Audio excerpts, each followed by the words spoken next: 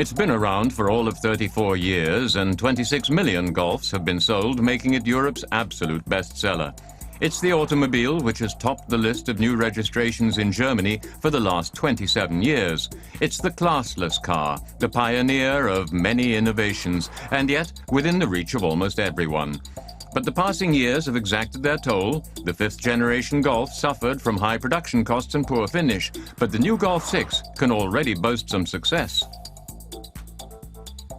The Golden Steering Wheel Award has honored the best new model of the year since 1976, a respected international accolade. The test involves 2 days of driving on the Pirelli circuit in Ballocco, Italy, and many automobile experts and media people take part. The expert jury is made up of engineers, motorsport specialists, and celebrities. The judging criteria are the suspension, the environmental characteristics, safety, and value for money, as well as the overall driving experience. In the middle-class category, the nominees were the Volkswagen Golf 6, the Nissan Tida, the Lancia Delta, and the Chinese Brilliance BS4. And the winner was the sixth-generation Golf. The factors contributing to this success we shall deal with in detail later. Here in Iceland is a good place to take a closer look at the winner's ways.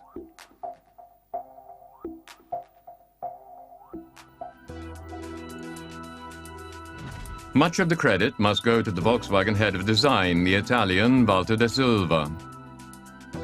The nose has been modified to resemble other VW models. The flanks have been altered to make the rear seem less bulky. It looks more gracious without being in any way spectacular. Radical change has been avoided so as not to put off loyal customers. More a facelift than a redesign. From the outset, VW is offering 2 diesel and 2 petrol motors ranging from 80 to 160 horsepower.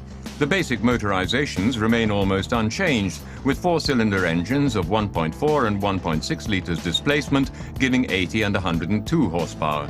For the first time, the diesels feature common rail technology rather than pump injection. One of the innovations VW has introduced is the DSG system, promising agile performance, but with a fuel requirement reduced from 6.9 to 6.4 litres per 100 kilometres.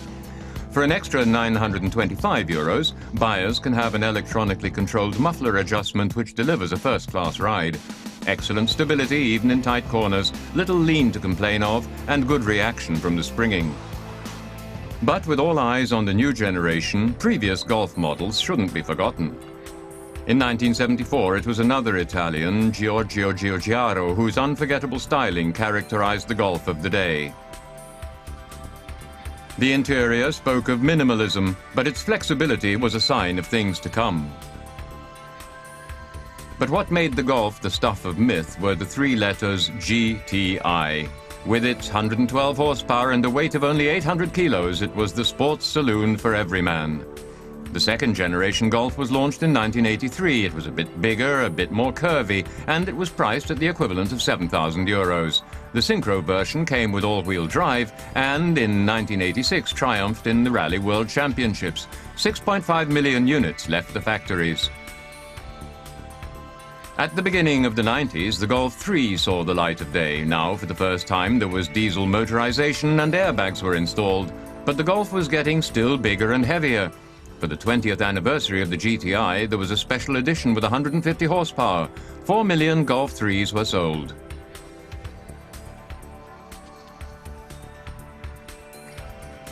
At the end of the decade, the 4 Series saw luxury introduced.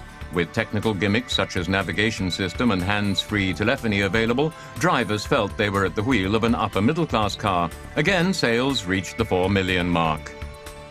The most uncompromising Golf of all time was the R32 with its 241 horsepower 6-cylinder motor.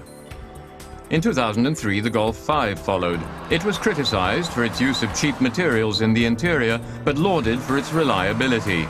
The GTI of the 5 Series was once again the model carrying forward the sporting tradition. Much has changed in over 34 years, but the Golf has remained true to its design heritage. Back to the Golf 6. No big changes in the interior. The first impressions, matte chrome surfaces, sober, clear forms. The materials and finish now impeccable. No big surprises for the driver, but also nothing which displeases.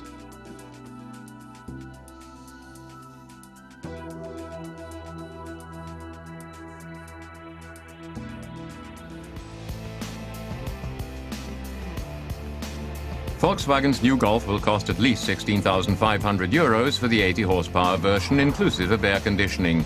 This is a price favorably comparable with competing models.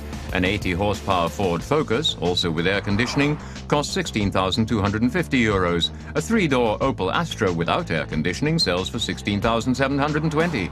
Surprising for many that the Golf costs less than the Opel. Even if the new Golf is lacking in bold technical advances, it remains a car with the highest standards. The suspension is excellent and the driving noise has been reduced. The motorization options unfortunately remain those we know from the past, but next year Blue Motion is promised, followed later by a hybrid power plant. The Golf may not be the ultimate in cool, but it is absolutely in line with the trends.